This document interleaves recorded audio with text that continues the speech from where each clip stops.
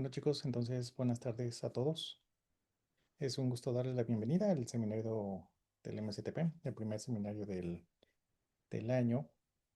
Y el día de hoy nos acompaña Kevin Hernández, quien nos presentará la charla titulada Una revisión de gotas cuánticas con potenciales logarítmicos. Eh, este tema es particularmente interesante por la manera en que se integran efectos cuánticos más allá del tratamiento estándar. Este, entonces, Pues bueno, ya Kevin nos platicará más en detalle de qué trata. Así que pues adelante Kevin, los micrófonos son tuyos. Muchas gracias, doctor Mastache, y bienvenido a la comunidad del Centro Mesoamericano de Física Teórica.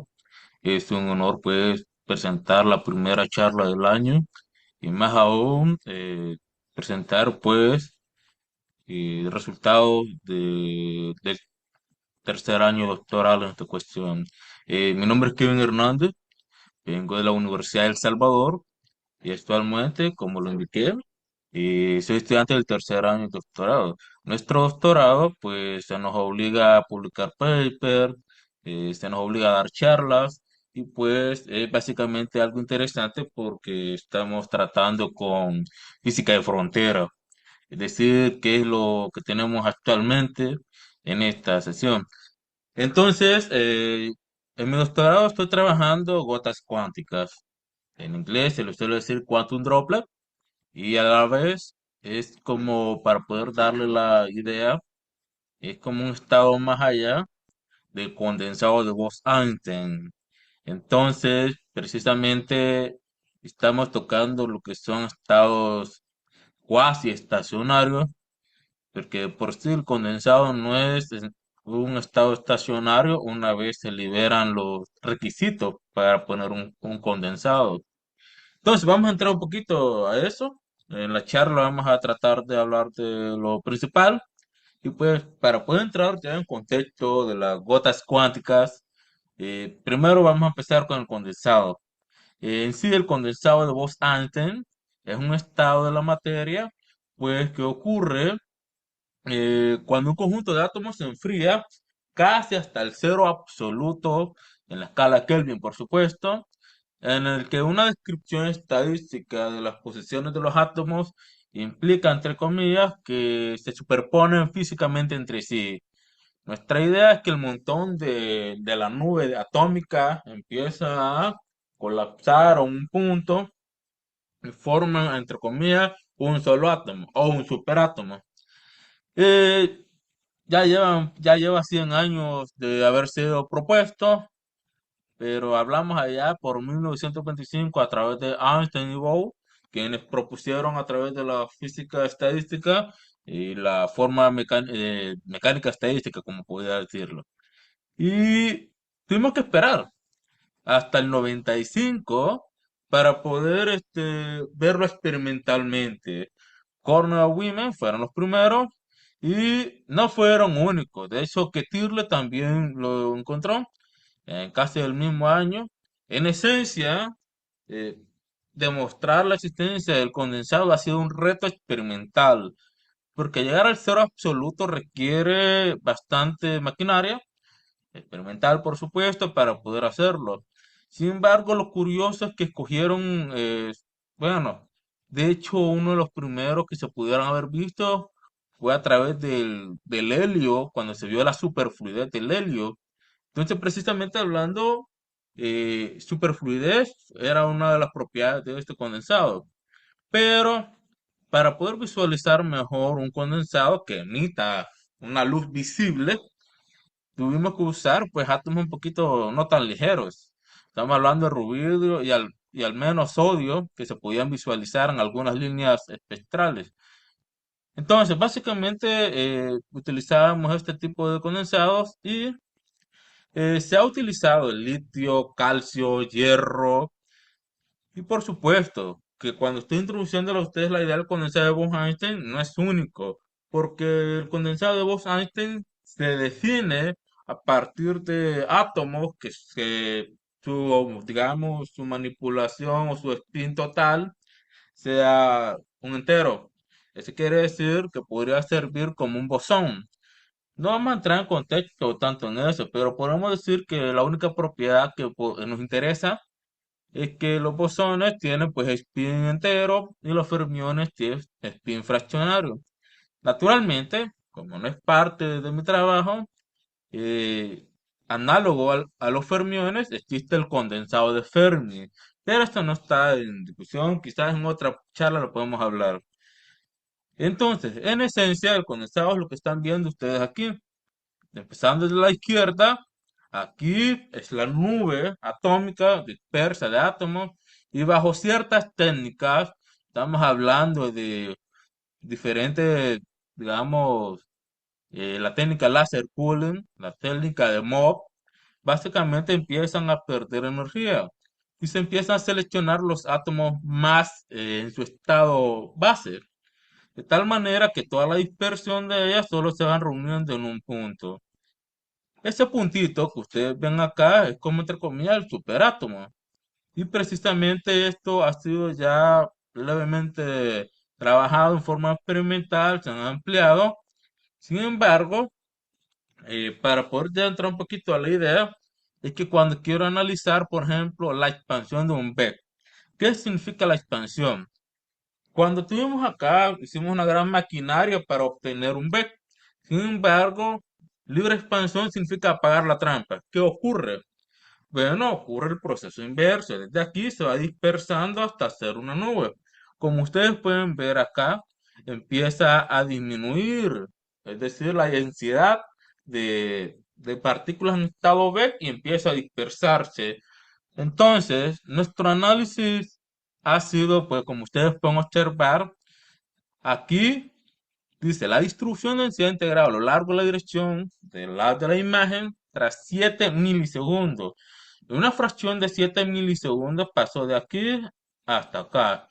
La cuestión está, ¿cómo podemos hacer? ¿O acaso el condensado Bose-Einstein solo existe en laboratorios? No hay otra técnica, no hay algo que nos diga que existiera de forma natural, de forma, digamos, que ya esté en el universo. Que por cierto, un spoiler ahí es que las estrellas de neutrones se pueden modelar como condensado de Bose-Einstein. Entonces, ahí tenemos ya un pequeño spoiler, ¿verdad? Entonces, nuestra idea es qué parámetros permitirían que un condensado de Bose-Einstein se mantenga estable. Y ahí es donde aparece la idea de gotas cuánticas, porque estaríamos logrando que se estabilice un B, que es por su propia naturaleza un B que en sí no se puede estabilizar más allá de tener pues toda la maquinaria. Sin embargo, bajo ciertas condiciones es posible que podamos obtener gotas cuánticas. Al menos está de manera teórica, se puede predecir bajo ciertas indicaciones. Oh, hablando un poquito de esto, hace recientemente allá se ha descubierto también que el BEC puede nacer en microgravedad más estable, más apropiado y se puede observar pues en las torres de Brüning, que precisamente están en Alemania y se pueden observar estos elementos. ¿Qué quiere decir? Que en microgravedad nosotros podemos pues analizar de forma más pura la formación del condensado de Beck, similar a los casos, digamos, experimentales.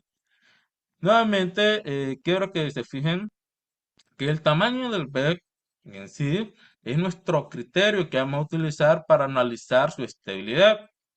Entre ellos, aquí podemos observar que están midiendo los 550 micrómetros. Sin embargo, solo la porción de acá está alrededor de las micras. Y precisamente eso es lo que nosotros queremos analizar. Entonces, un análisis más apropiado es a través de la trampa magneto-óptica. ¿Qué es esto?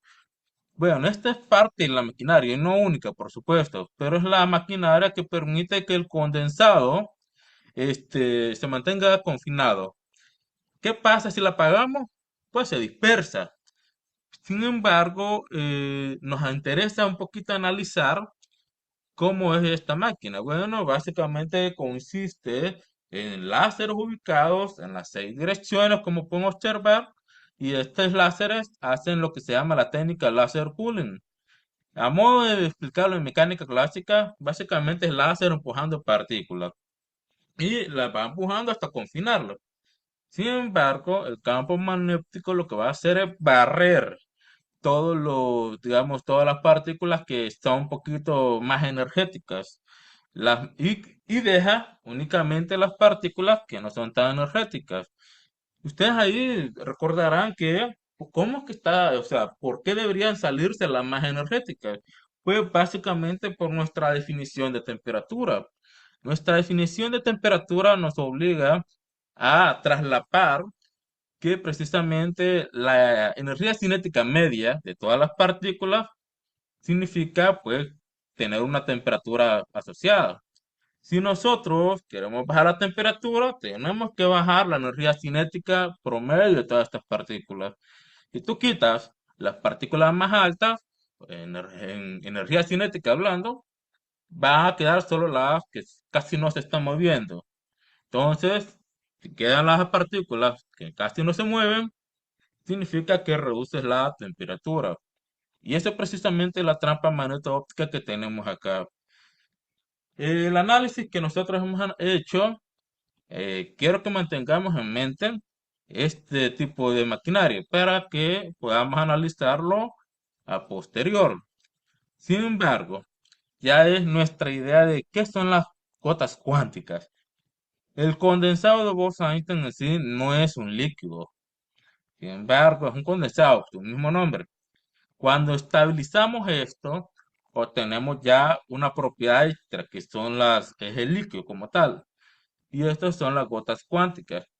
Hay varias, digamos, análisis en la literatura científica que indican la posibilidad de poder mantener una gota cuántica. La primera es manteniendo, entre comillas, dos condensadores de Bose-Einstein y que se puedan mezclar para formar uno solo y se pueda tener de forma autoconfinada. La segunda que se tiene es manteniendo dos condensadores de Bose-Einstein de forma estable y entre sí existe una atracción que los va a mantener estable. Sin embargo, nosotros somos más de que hay una tercera versión, que no es necesario una gota cuántica, no es necesario otro condensado, sino que el mismo se puede utilizar. Pero para analizar eso, nos dimos cuenta que teníamos que agregar una interacción extra. Entonces, hay tres formas de obtener esta interacción. La primera es por una interacción externa o autointeracción. La segunda podría ser fluctuaciones cuánticas. Y la tercera puede agregar correcciones logarítmicas. Y es ahí donde estamos trabajando nosotros, en las ecuaciones que son tipo logarítmicas. Esa agregado el potencial logarítmico es precisamente lo que nos permite mantener estabilidad en un solo condensado de Bose-Einstein para producir una gota cuántica. Y precisamente aquí, como podrán observar, en la imagen se puede mantener estable a medida que aumentamos el número de partículas. Entonces, como ustedes podrán ver, quizás la forma de obtener este análisis es quizás aumentando algún parámetro, ya sea el número de partículas, la interacción, la fuerza con la que se atraen. Entonces, quizás alguno de esos debe ser el apropiado. Entonces, nosotros nos fuimos un poquito más allá. Sin embargo, nos dimos cuenta que para poder justificar el término logarítmico que ustedes ven acá, precisamente nos llamaba la atención y esto dónde está, por qué agregarlo acá. Para recordar es que esta ecuación que está aquí es lo que modela el condensado de Bose-Einstein, pero hasta acá, es decir, hasta el término G, siendo G la fuerza de interacción entre los elementos estudiados, átomos, por ejemplo. Entonces, nuestra cuestión es analizar esto. Cuando analizamos esta G viene de la interacción de campo medio, es decir, ha hecho una especie de promedio entre toda la interacción posible y tuvimos esta G. ¿Qué es un promedio como tal? Hasta acá se podía explicar el condensado de Einstein y también los famosos solitones. Se pueden explicar acá.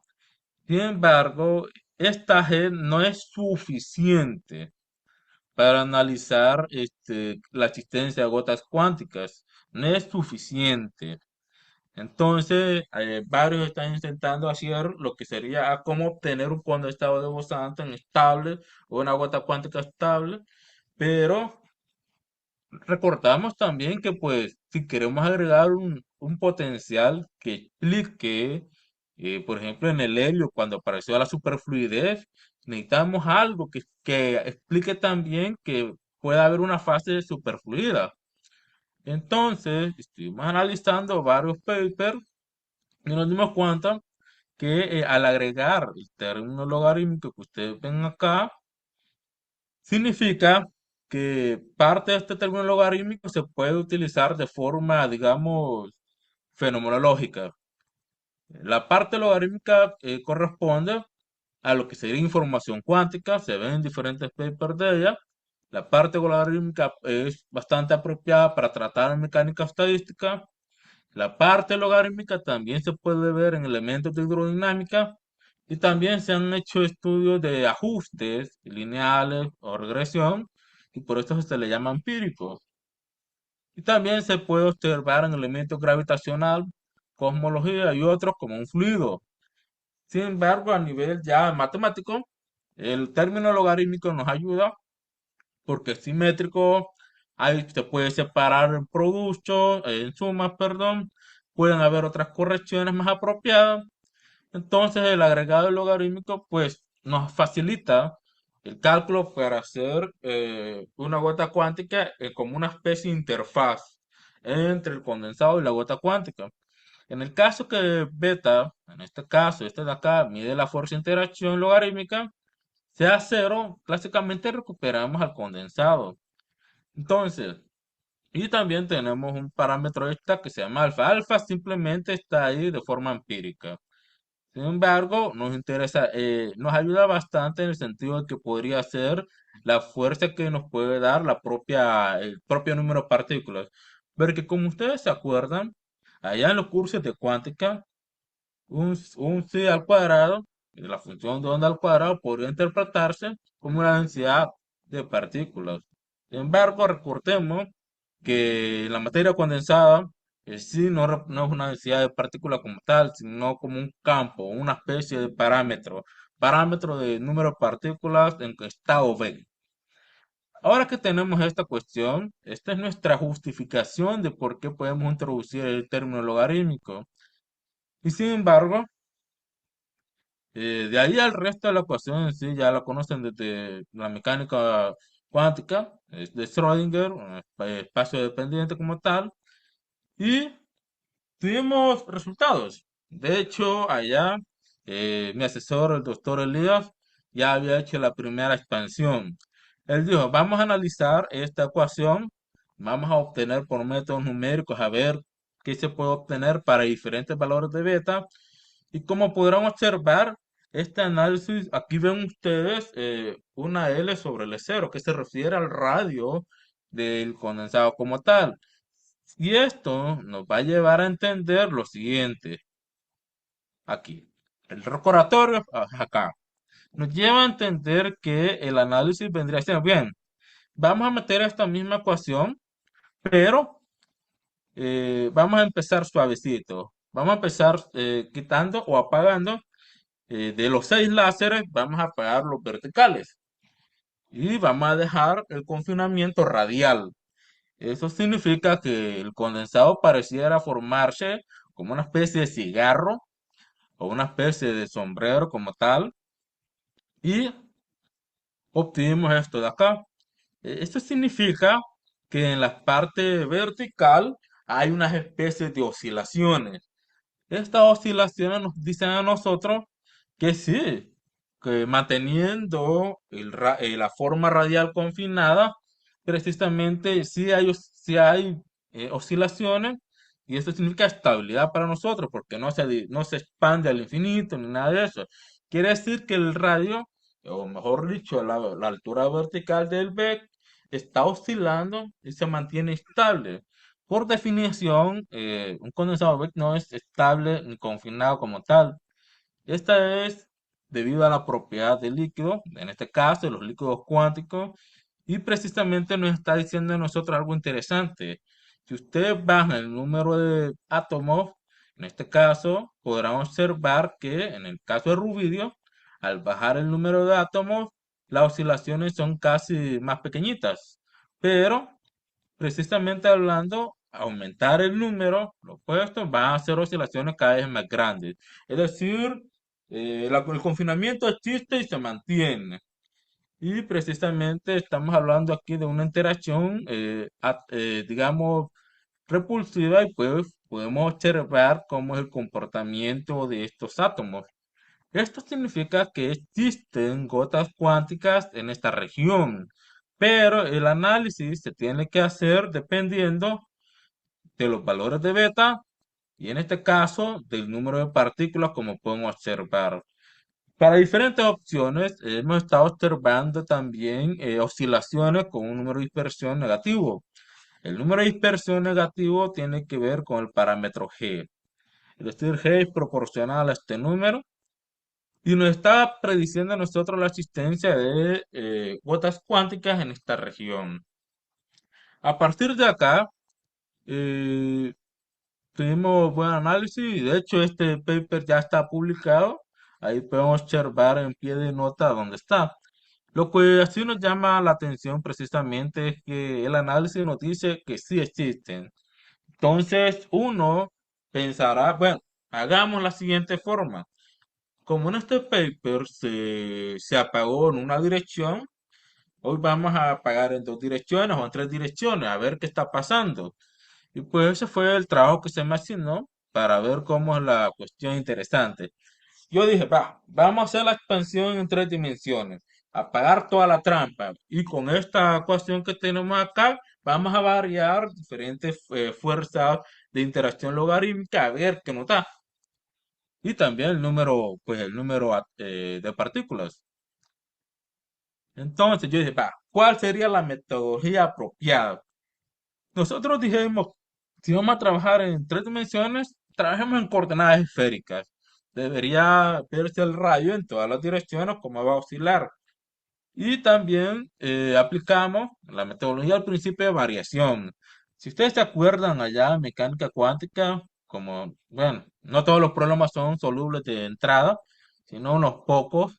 Entonces aprendimos métodos para poder resolver métodos perturbativos. Y el principio de variación era uno. El principio de variación implica que, dado una ecuación diferencial, asumir un ansatz, una solución que te interesa a ti con la forma que puede tener, y nosotros escogíamos un ansatz similar al oscilador armónico, más algunos términos ahí que pueden ser amortiguadores o lo que sea. Y dijimos, va, vamos a colocar este ansatz, esta solución en nuestra ecuación y que sea pues dependiente del parámetro del principio de variación. En este caso, para nosotros vendría siendo el tamaño del BEC, que este es nuestro punto de interés.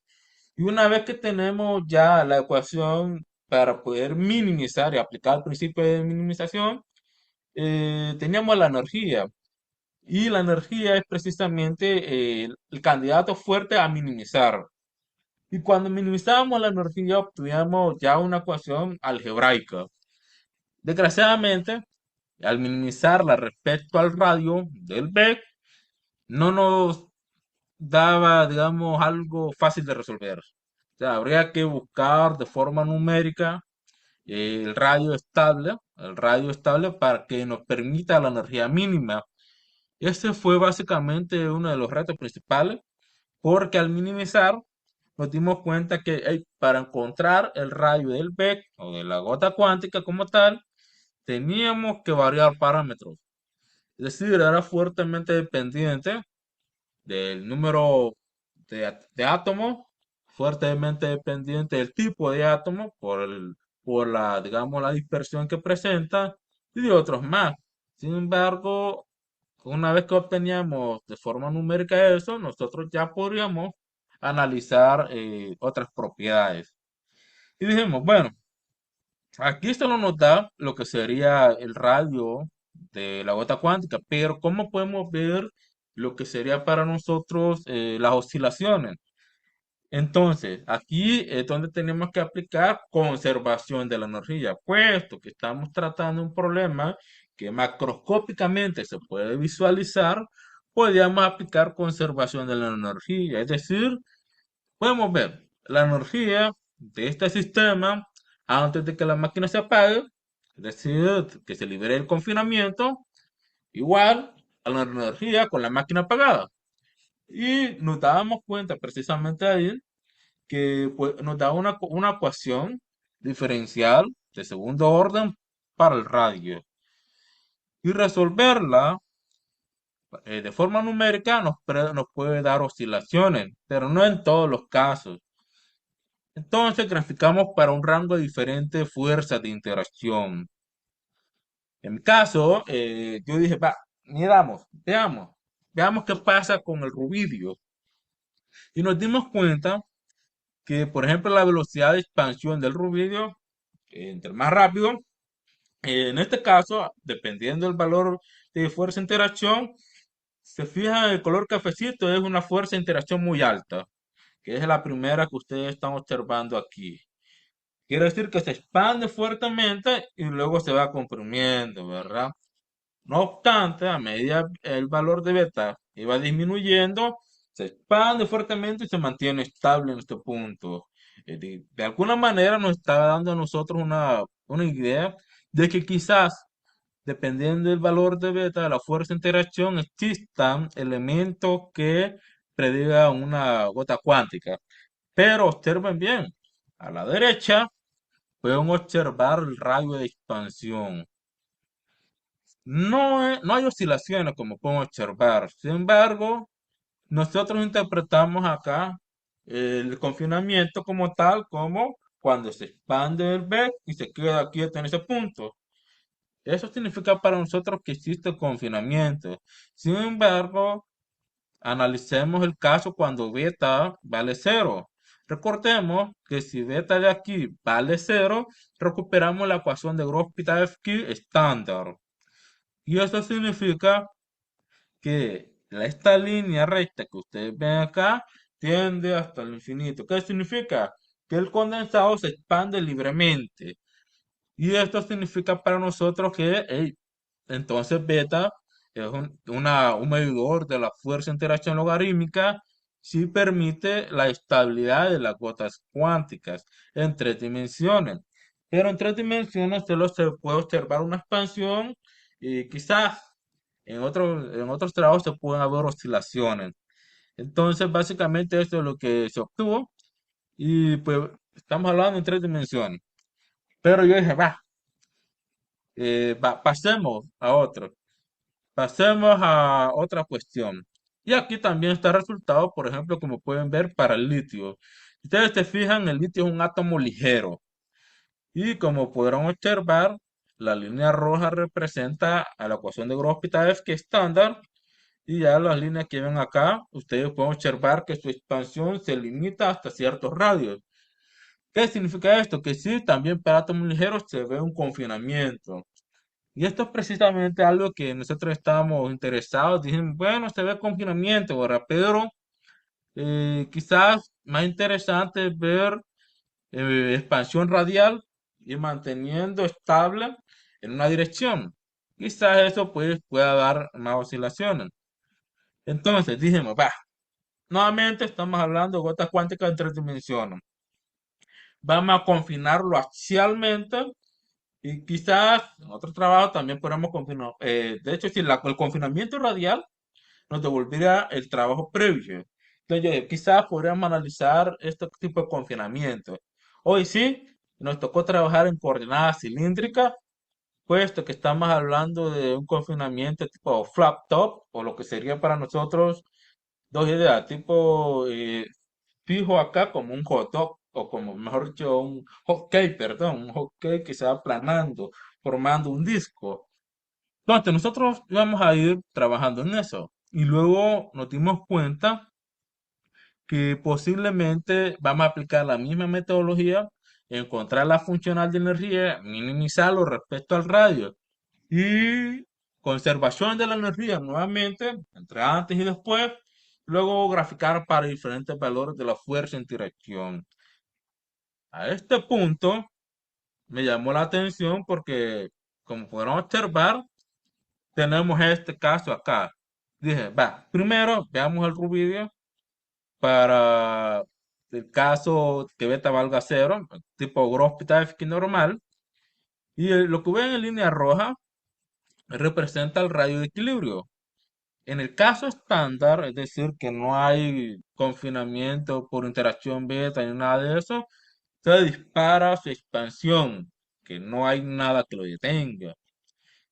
Y luego, aquí se puede ver más bonito. En el caso de que ahora beta, la fuerza de interacción sea bastante fuerte, pueden observar ustedes que sí hay oscilaciones alrededor del radio de equilibrio. Es decir, está fijo aquí, pero aquí está oscilando. Oscila entre el radio de equilibrio. Y precisamente hablando de eso es lo que nos permite a nosotros analizar. Entonces sí, el trabajo previo en una dimensión se demostró la existencia de las gotas cuánticas. Y este trabajo se demuestra en dos dimensiones, se demuestra que sí puede haber oscilaciones y por tanto una gota cuántica. Pero ya hablando en tres dimensiones, lo que vemos es una expansión y se queda fija. No sabemos como tal si realmente se queda fija porque hasta ahí limita nuestra ecuación o hasta ahí avanza o simplemente es una gota cuántica que se expanda hasta formar un tamaño muy grandecito. En tres dimensiones todavía está el criterio de que como tal no podría decirse que existan gotas cuánticas, pero se ha hecho otros trabajos y pues creemos que sí. Entonces, hablando de esto, también dije, bueno, metámosle rotación. Es decir, además de estar oscilando, va a estar rotando el disco. Y observamos lo mismo. Lo único que va a ocurrir es que dependiendo del punto antes y después, es decir, si antes estado sin moverse, sin rotación, después le agregamos rotación, una energía de velocidad angular asociada, pues depende también de ese efecto. En este caso, como ustedes podrán ver, si le agrego una velocidad angular de 10 hercios como tal, tú pueden observar que ocurre en la mismísima de aquí, lo mismo de acá, solo que como que hay una compresión. Es decir, es similar cuando nosotros tenemos un cuerpo rotando. Si nosotros hacíamos una especie de compresión de forma radial, podría ocurrir, digamos, un aumento en velocidad, un aumento en radio, etcétera. Entonces, precisamente esto es lo que está ocurriendo acá. Hay compresión, como pueden observar, pero siguen habiendo oscilaciones. Y yo dije, va, y si le ponemos una velocidad súper grande, su- bastante grande, nos damos cuenta que como que se dispara. Entonces, nosotros creemos, bueno, al menos yo, en el paper ya está, pero nosotros creemos que ese disparo de materia podría ser una voz nova, es decir, como está girando, se dispara. Entonces nosotros creemos que eso es. Sin embargo, como les digo, esto es pura física de frontera, siempre estamos abiertos a otras interpretaciones y este es básicamente uno de los resultados que tenemos, que precisamente la voz nova que nosotros tenemos de tanto girarlo, pues se dispersa el radio y nosotros creemos eso. Hablando de eso, este paper ya está publicado en la revista Journal of Temperature Physics. Ahí lo pueden visualizar. Está publicado todo el trabajo realizado en tres dimensiones y en dos dimensiones. Está bastante bien publicado acá y ustedes podrán descargarlo, analizarlo y precisamente verán un poquito más de gráficas, más texto. Y sí, es interesante cómo la existencia de gotas cuánticas hasta el momento no hay ninguna verificación experimental de la gota cuántica por su rigidez en cuanto a parámetros, en cuanto a apagar maquinaria, toda esa parte, porque por sí a nivel de Latinoamérica, el primer condensado que se hizo, ahí está de Brasil, luego de los siguientes están en la UNAM, de México, entonces no tenemos mayor acceso, ¿verdad? Por decirlo de esta manera. Sin embargo, esperamos que a futuro se pueda implementar reforma experimental y analizarlo, pues, para ver cuál es el comportamiento que puede tener. Entonces, nosotros tenemos acá una predicción de existencia de un superfluido más allá del condensado de Hansen, que pues se podría entender que en el helio, por ejemplo, cuando se hace en forma condensado, genera un superfluido alrededor. Entonces, podríamos decir que esas son las primeras indicios experimentales, pero no con el tratamiento que le hemos dado. Entonces, más allá de esto, hay bastantes temas que se pueden hablar. Sin embargo, eso fue el trabajo del primer año, más o menos, primer año, casi parte del segundo, y se publicó otro paper bastante interesante. Ya estamos buscando gotas cuánticas más allá de laboratorio, más allá del laboratorio experimental cotidiano, y se empezó a trabajar en gotas cuánticas, pero de forma gravitacional. Como ustedes recordarán, aquí, en la maquinaria que está aquí descrita, es un experimento que se puede realizar. Sin embargo, ¿cómo podríamos entender de forma gravitacional?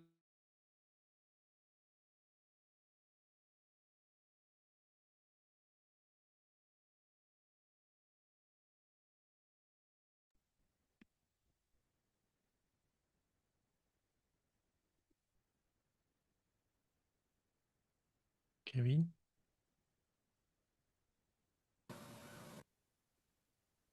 ¿Qué pasó? Kevin, te perdimos un A ver, ratito.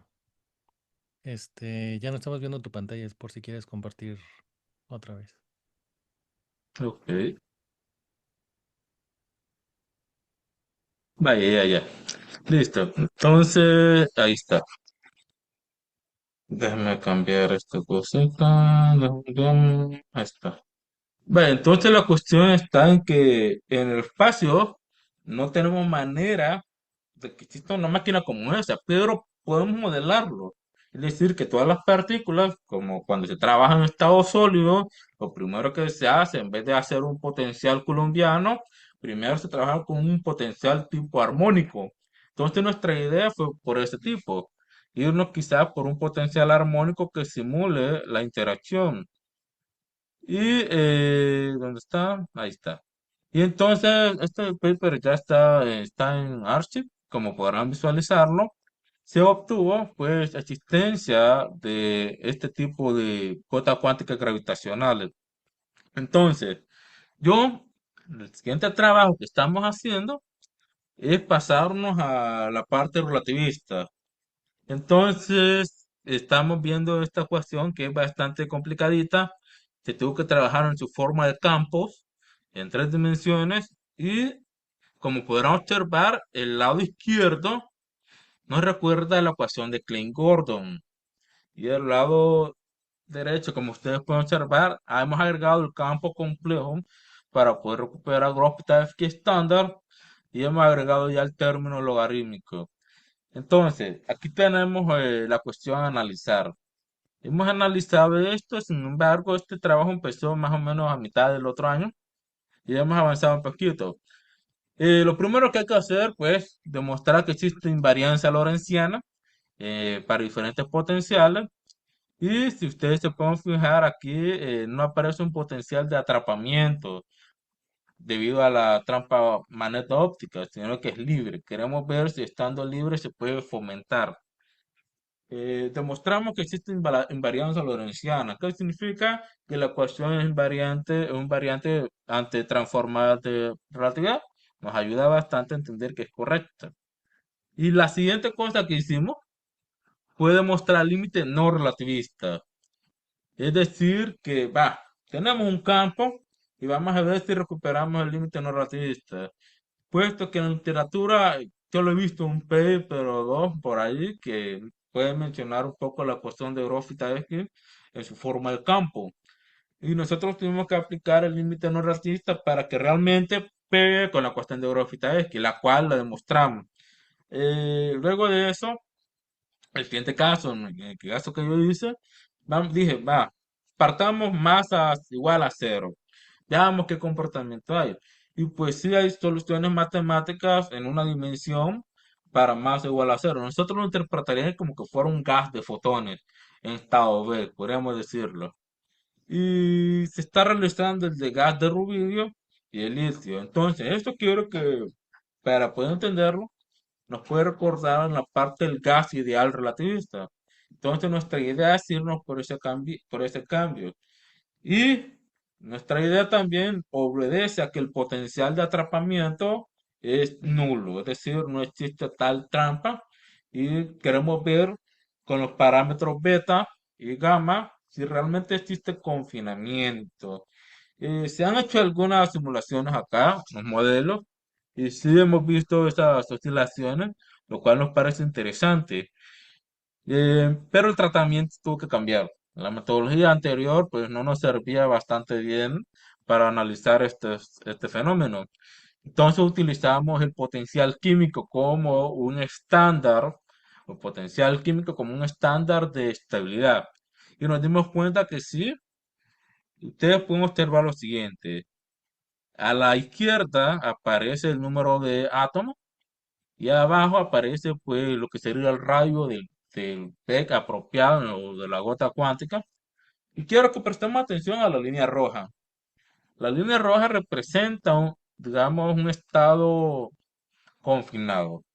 Es decir, para cierta región, como pueden observar, solo existe confinamiento en esta región. Estamos hablando de que por lo menos para 100 átomos solo aparece casi menos de 10 micras de tamaño del BEC. Eso quiere decir que sí existen confinamientos. Y estos confinamientos nos analiza a nosotros cómo es en la región. No obstante, el confinamiento solo no nos dice si es de alta densidad de partículas o como tal. Lo bueno de este análisis es que podíamos ponerlo como si fuera tamaño cuántico, tamaño de las micras y también para niveles de estrellas. En el caso de niveles de estrellas, tamaños de ellas, podemos observar que a los 200 metros de radio, estamos hablando de casi 0.1 por 10 a la 10, como podemos observar, bastante grandecito.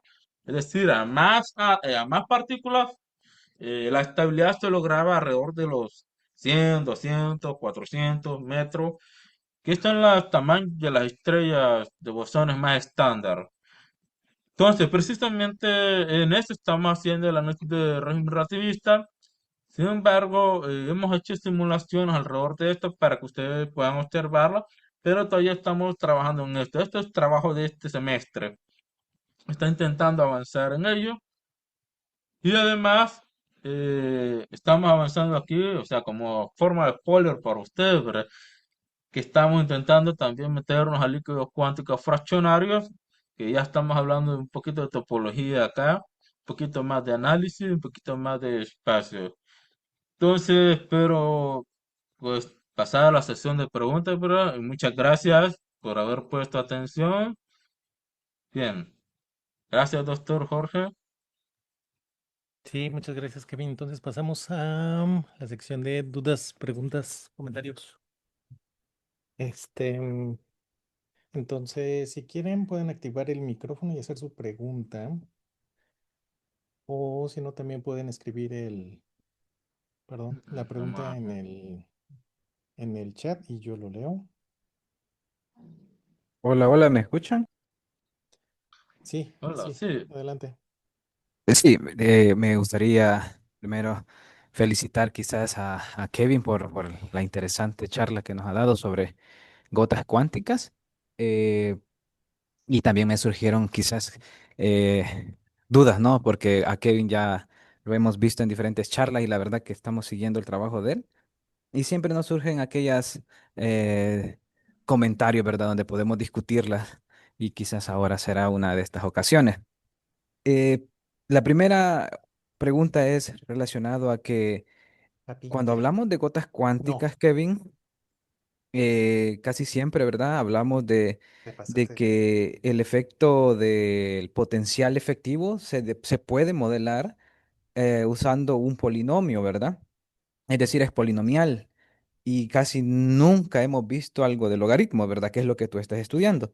Entonces, en vida real, ¿dónde o qué parámetro físico de la naturaleza es que nos entrega el logaritmo? Porque no podemos o no deberíamos introducir términos sin saber que quizás en algo nos produce una interacción logarítmica, ¿no? Por ejemplo, no sé, se me viene a la mente el potencial electrostático, ¿no? Ese tiene forma logarítmica, pero aquí en gotas cuánticas, ¿qué es lo que nos causa físicamente ese término logarítmico? Esa es una pregunta, Kevin. Y quizás la otra que estuviste discutiendo en la última slide es que el confinamiento tú lo ves de forma espacial, si no mal recuerdo, porque dices que es el radio lo que tú ves que se mantiene confinado, ¿verdad? Y no lo ves de forma energética, no sé, no lo escuché. Y también mencionas que el radio llega a unas ciertas micras, ¿verdad? Creo que si no me recuerdo, la última slide era de ¿qué? ¿100, 200 micras? Eh, Eso es bastante grande. Aparte de la temperatura, entonces, ¿cuál es la dificultad para poder encontrar específicamente un modelo que se asemeje a la realidad? Si eso es fácil en términos de tamaño, porque no puedo decir que es fácil en producirlo experimentalmente, pero en términos de tamaño eso es grandísimo. Creo que sería un poco más fácil de lograr estudiarlo, ¿no? Aparte de la temperatura, que tú ya lo mencionaste, que es súper ultra frío, ¿verdad? Casi cero. Esas son mis tres preguntas, Kevin. Y eso sería todo. Bueno, sí, solo escuché dos preguntas. Vamos a ampliar después de eso. La primera pregunta es que para poder explicar, agregar el término logarítmico, nosotros nos planteamos a ver cuáles son los límites físicos de la ecuación de Grove-Pitaffi. Y nos damos cuenta que pues la ecuación solo modela condensado.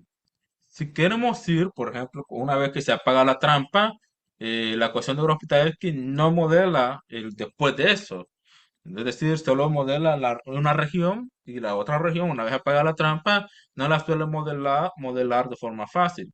Entonces, nuestra idea es que la otra fase, en la de confinamiento, aparece la fase de gota cuántica, un líquido. Es decir, estamos intentando hablar de dos interfaces, un condensado y un líquido cuántico como tal.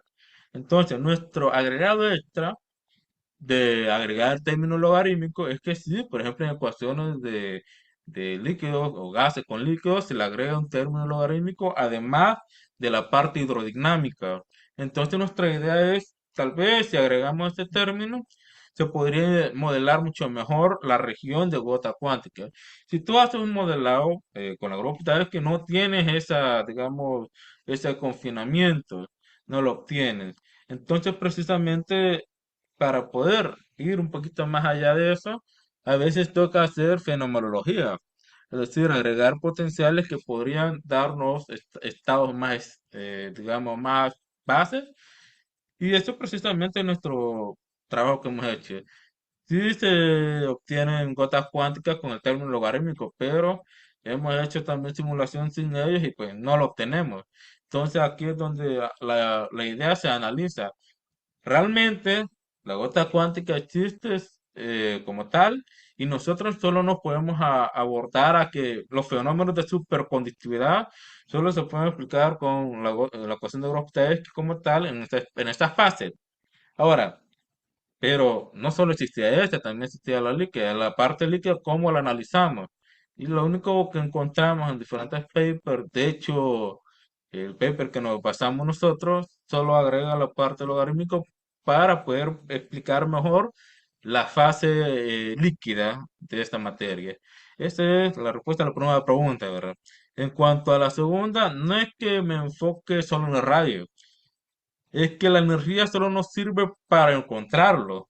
Nosotros buscamos la energía mínima y con eso podemos encontrar rayos. Sin embargo, es bien interesante porque en otra sesión discutimos con el doctor Elías, que es mi asesor, sobre la temperatura.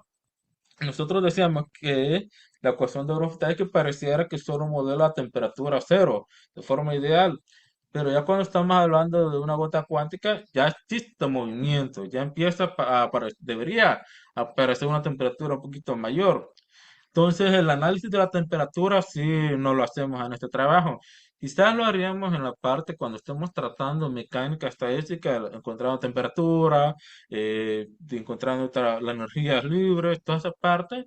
Y como puedes ver, también tenemos el potencial químico. Entonces, creemos que estamos en ese camino, porque sí hace falta la parte de temperatura, creemos como tal que sí aumenta, pero no sabemos cuánto, no sabemos cómo. La ecuación en sí solo nos devuelve este estado, ¿sí? Y la otra idea es que quizás con la energía tal vez podríamos ir, y ahí es ya precisamente un camino bastante bien. Creemos que así vamos, eso es lo que vamos ahorita. No sé, aunque sí te escuché dos preguntas, pero usted es tres, ¿verdad? ¿Cuál es la tercera? Sí, gracias, Kevin. Veamos, me recuerdo que te pregunté sobre qué término, o sea, el término beta, Ujú, ¿quién lo causa físicamente? Te lo pregunto ujú. porque, por ejemplo, Ah, mencionaste sí, sí, sí, sí. que decías que nos tendríamos que ir a la parte fenomenológica, ¿verdad? Para poderlo describir. Pero cuando hablamos de parte fenomenológica es porque experimentalmente se ha observado que sigue esa tendencia y nosotros podemos modelarla utilizando un logaritmo. Entonces, la pregunta es, o sea, experimentalmente ya se ha observado que, por ejemplo, no sé, la dispersión de los átomos decae logarítmicamente. Y ahí por eso nosotros introducimos el término logaritmo. ¿O quién lo causa? Esa es la pregunta. Sí, de hecho, eso es bastante interesante, porque cuando nosotros agregamos beta en este factor, sí nos está prediciendo la posibilidad de existencia de gotas cuánticas, tanto en oscilaciones como en expansión. Lo único que quizás revisé en un papel de hidrodinámica, que sí se puede ver esa, digamos, cuando los líquidos se forman de esa manera, forman ese comportamiento de expansión, pero nosotros ya formalmente en cuántica no se ha revisado esa expansión logarítmica. Por eso nosotros creemos que es trabajo frontera, estamos en ese aspecto, pero sí no he revisado que existe como tal estos términos logarítmicos más allá de pura física teórica o computacional. Experimentalmente yo siento que todavía estamos muy nuevos para este nuevo marco de trabajo, porque gotas cuánticas en sí solo se ha visto con la interacción de este tipo, como puedo observar en este tipo, ¿dónde está? Ahí. Solo se ha visto con estas interacciones, y ahí pueden revisar, pueden ver que necesita dos condensados para hacer una gota cuántica, pero y se mantiene estable realmente. Entonces, nosotros creemos que no es necesario tener otro condensado, sino que con él mismo se puede hacer, puesto que podemos observar que aquí estos dos condensados al final de unirse de diferentes especies se puede formar a sí mismo. Entonces, esto es lo que nosotros vemos de forma teórica. Todavía es trabajo reciente acá. Y sí, pues experimentalmente todavía no he visto ningún trabajo de gotas cuánticas acá, sino que lo están proponiendo como materia exótica, nuevas materias, y precisamente en eso estamos. Eh, gracias, Dolanés. Gracias. No Gracias, sé si gracias a ti, Kevin. estamos bien. Ok. Eh, ¿Hay otra pregunta? ¿Duda? ¿Comentario? Yo voy a hacer, ¿puedo hacer un comentario? Sí, ¿Sí me sí, oyen? sí, adelante, Elías. Sí. A justificación para el que preguntó del logaritmo es que toma en cuenta interacciones multipartículas. Ajá. Entonces, esa beta es el parámetro de qué tan fuertes son las interacciones multipartículas. Entonces, generalizar, ¿no?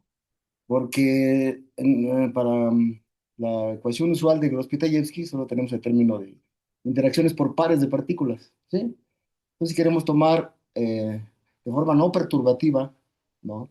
Las interacciones entre partículas a órdenes superiores, o sea, entre 3, entre 4, etcétera, etcétera, se propone un potencial logarítmico, no es el único. Puedes proponer un seno, un coseno, coseno hiperbólico, y hay varios, ¿no? ¿Cuál es el meollo aquí? Pues el meollo es que cuando uno hace un desarrollo en serie alrededor de ciertos parámetros de la densidad, pues obtiene una serie de potencia, ¿no? En el parámetro en el campo, ¿no? La phi cuadrada, phi cúbica, etcétera, etcétera. Entonces, básicamente, esa beta es un parámetro de la interacción multipartículas, ¿no? Esa es la justificación física y, por supuesto, que se usa ¿cómo se llama? En física de otro tipo de, digamos, otro sistema, ¿no? De hecho, esa beta se utiliza en experimentos de espectroscopía, donde se mete ese potencial logarítmico precisamente. Y hay ciertas cotas para la beta, ¿no? Que existen de forma experimental. Entonces, esa sería la justificación. Propiamente, puedes usar otro tipo de potenciales, ¿no? Como un coseno hiperbólico, etcétera, etcétera, ¿no? Que en principio deberían de darte la misma física, ¿no? Eso es más o menos lo que quería comentar. Ok, ok, muchas Gracias. gracias.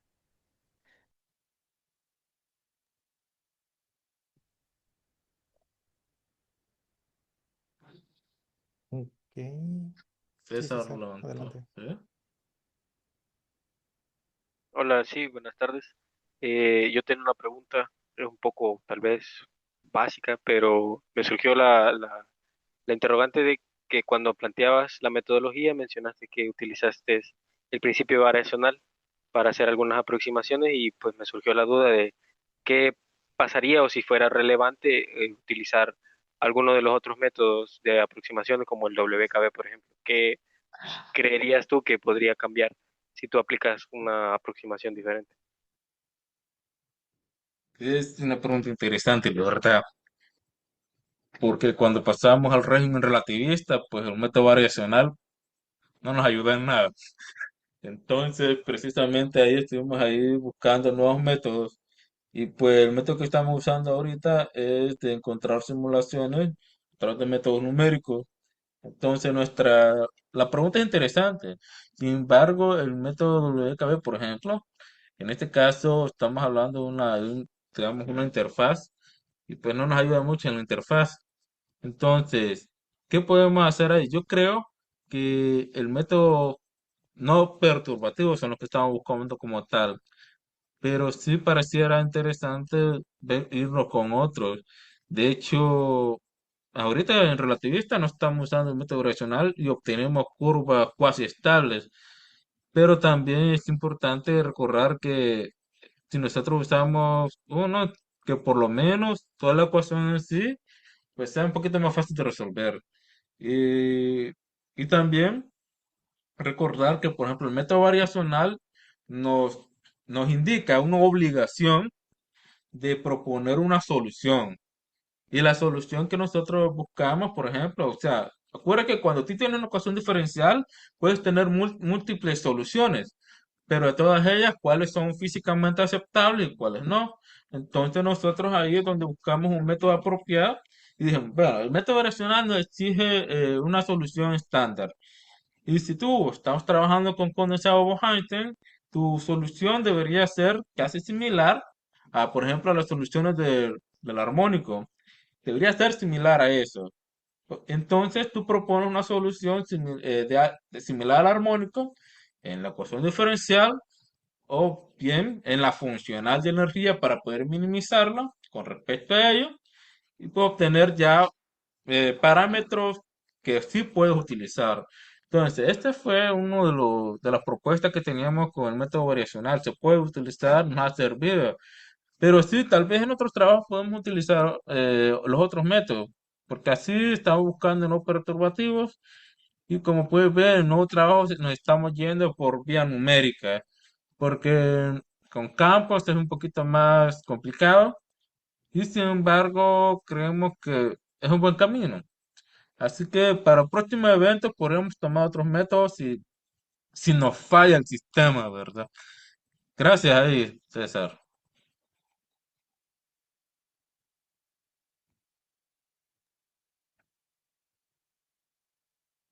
Muy bien, tal vez tenemos tiempo para una última pregunta. Vamos a ver.